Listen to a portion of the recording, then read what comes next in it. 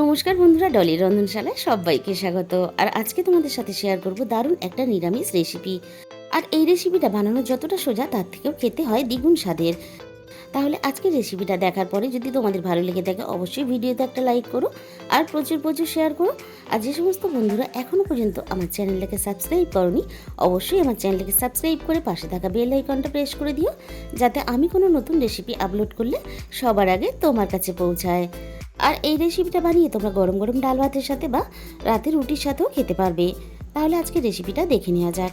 এখানে আমি 200 গ্রাম পরিমাণ ঢেঁড়স খুব ভালোভাবে ধুয়ে পরিষ্কার করে নিয়েছি, আর একটা মাঝারি সাইজের আলু নিয়েছি, আর একটা ছোট টমেটো নিয়েছি। প্রথমে আমি ঢেঁড়সগুলোকে কেটে রেডি করে নেব। আর ঢেঁড়সগুলোকে আমি খুব বেশি ছোট করে কাটবো না, মাঝখান থেকে ঢেঁড়সগুলোকে আমি দু হাতখানা করে কেটে নেব। আর বন্ধুরা, তোমরা যখন ঢেঁড়স কাটবে অবশ্যই ঢেঁড়সটা কাটার আগে খুব ভালোভাবে ধুয়ে পরিষ্কার করে তারপরেই কাটবে।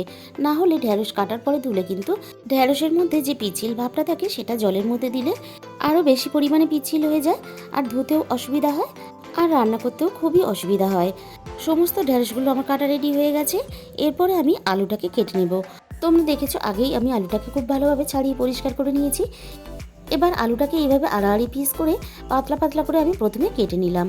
তারপর আমি দেখো এইভাবে লম্বা লম্বা করে আমি একেবারে সরু সরু করে যেভাবে আমরা আলু ভাজা কাটি আলু ভাজার মতো করে আমি সরু সরু করে আলুগুলোকে লম্বা লম্বা করে কেটে রেডি করে নিলাম। এবারে আমি এখানে টমেটোটাকে খুব ভালোভাবে কেটে রেডি করে নেব।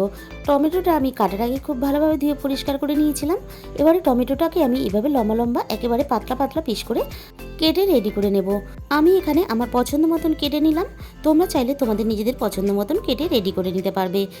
এরপর আমি গ্যাসের মধ্যে একটা ছোট ফ্রাই প্যান বসিয়ে দিয়েছিলাম। ফ্রাই প্যানটা হালকা একটু গরম করে নিয়ে আমি এখানে বড় চামচের হাফ চামচ পরিমাণ বেসন নিয়ে নিয়েছি। বেসনটাকে আমি হালকা আঁচে ভেজে রেডি করে নেব। আর এই বেসনটা ভাজার সময় অবশ্যই গ্যাসের ফ্লেমটা একেবারে লোতে দিয়ে ভাজবে, তা না হলে বেসনটা পুড়ে যাবে। বেসন থেকে একটা সুন্দর গন্ধ বেরিয়ে এসেছে, আর বেসনটার কালারও চেঞ্জ হয়ে গেছে। তার মানে আমার বেসনটা ভাজা রেডি হয়ে গেছে। এবার আমি নামিয়ে নেব। এবার একটা মশলা বানানোর জন্য হামানদিস্তার মধ্যে দিয়ে দিলাম অল্প একটু আদা কুচি, আর দিয়ে দিলাম ঝালের জন্য কাঁচা পাকা কাঁচা লঙ্কা। এবার আমি কাঁচা লঙ্কা আর আদাটাকে একসাথে খুব ভালোভাবে থেতো করে নেব। আমি এখানে আদা কাঁচা লঙ্কা থেতো করে নিচ্ছি, তোমরা চাইলে শিলপাটাতেও বেটে নিতে পারো। এবার আমি সমস্ত সবজিগুলোকে একটা বড় থালার মধ্যে তুলে নেব। প্রথমে আমি ঢেঁড়সগুলোকে তুলে নিলাম, এরপরে আমি কেটে রাখা আলুগুলোকেও নিয়ে নেব। আর এইভাবে বন্ধুরা তোমরা একবার হলেও বানিয়ে দেখবে, খেতে অসম্ভব টেস্টি হয়, আর খুব ঝটপট এই রেসিপিটা বানানোও হয়ে যায়। আর আমি এখানে একটা ছোট টমেটো কুচি ব্যবহার করেছি, তোমরা চাইলে তোমাদের ইচ্ছে মতন টমেটোটা বাড়িয়ে বা কমিয়ে নিতে পারবে। এবারে একে একে মশলাগুলো দিয়ে দেবো। প্রথমে আমি দিয়ে দিলাম হাফ চামচ পরিমাণ ধনে গুঁড়ো, আর দিয়ে দিলাম হাফ চামচ পরিমাণ জিরে গুঁড়ো, আর দিয়ে দিলাম এখানে অল্প একটু ঝাল লঙ্কার গুঁড়ো, আর দিয়ে দেবো এখানে হাফ চামচের মতো হলুদ গুঁড়ো, আর দিয়ে দেবো এখানে সব শেষে অল্প একটু কাশ্মীরি লঙ্কার গুঁড়ো। এতে তরকারিটা রান্না হওয়ার পরে কালারটা বেশ ভালো আসবে। এরপরে আমি এখানে দিয়ে দিলাম স্বাদ মতো লবণ। এবার আমি এখানে সব শেষে দিয়ে দেবো ভাজা যে বেসনটা আমি রেডি করেছিলাম, সমস্ত ভাজা বেসনটা দিয়ে দিলাম। আর যে কাঁচা লঙ্কার আদাটা আমি থেতো করে রেখেছিলাম সেটাও এখানে দিয়ে দিলাম। আর একেবারে সব শেষে দিয়ে দিলাম 2 চামচের মতন সর্ষের তেল। এবারে আমি হাত দিয়ে খুব ভালোভাবে একসাথে সব কিছু মেখে রেডি করে নেব। সমস্ত সবজিগুলো খুব ভালোভাবে মশলার সাথে হাত দিয়ে এভাবে খুব সুন্দর করে মেখে রেডি করে নিতে হবে। আমার এখানে মাখা রেডি হয়ে গেছে। প্রথমে আমি কড়াইয়ের মধ্যে দিয়ে দিলাম প্রয়োজন মতো সর্ষের তেল। এবার আমি সর্ষের তেলটাকে খুব ভালোভাবে গরম করে নিয়ে ফোড়নে আমি দিয়ে দিলাম অল্প একটু কালো জিরে, আর দিয়ে দিলাম এখানে 1 চিমটি হিং। অল্প একটু হিং দিলে তরকারিটা খেতেও ভালো লাগে, আর তরকারির ফ্লেভারটাও খুব ভালো আসে। এবারে আমি মেখে রাখা সমস্ত সবজিগুলো কড়াইয়ের মধ্যে দিয়ে দিলাম। আর হিংটা দেওয়ার সাথে সাথেই কিন্তু সমস্ত সবজিগুলো দিয়ে দিতে হবে, তা না হলে হিংটা পুড়ে গিয়ে তেতো হয়ে যেতে পারে। আর আমি সবজিগুলো 3 থেকে 4 মিনিট একটু নাড়াচাড়া করে শুধুমাত্র মিশিয়ে নিলাম। আর যে প্লেটে আমি সবজিগুলো মেখে রেখেছিলাম সেই প্লেট ধোয়া অল্প মশলা জল দিয়ে দিলাম, আর সাথে আরও একটু 1 বাটি পরিমাণ এখানে জল দিয়ে দিলাম।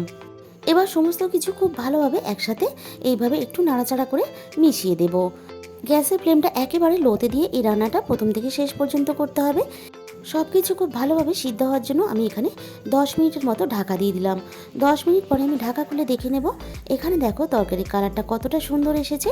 এবার আমি একটু নাড়াচাড়া করে দেব। আর এই রান্নাটা এইভাবে করলে ঢেঁড়সের যে পিচ্ছিল ভাবটা থাকে সেটাও কিন্তু থাকে না। আর এই রান্নাটা এইভাবে করলে এতটাই টেস্টি হয়, তোমরা না বানিয়ে খেলে বুঝতে পারবে না। আলু আর ঢেঁড়স এখানে দেখো খুব সুন্দর করে সিদ্ধ হয়ে গেছে। আর এরকম গ্রেভি রেখেই তরকারিটা নামিয়ে নিতে হবে, তা না হলে তরকারিটা ঠান্ডা হয়ে গেলে অনেকটাই বসে যাবে। আর তরকারিটা কতটা দেখতে লোভনীয় হয়েছে তোমরা দেখতেই পাচ্ছ। তাহলে আমাদের এখানে তৈরি হয়ে গেল দারুণ স্বাদের একটা নিরামিষ ঢেঁড়সের রেসিপি। তাহলে বন্ধুরা, আজকের রেসিপিটা এই পর্যন্ত। দেখা হবে অন্য কোনো রেসিপির সাথে। আর তোমাদের মূল্যবান সময় দিয়ে আমার এই রেসিপিটা এতক্ষণ সময় দিয়ে দেখার জন্য তোমাদের সবাইকে অসংখ্য ধন্যবাদ। তাহলে সবাই খুব ভালো থেকো আর পরে ভিডিওটা ঠিক সময়ে দেখে নিও।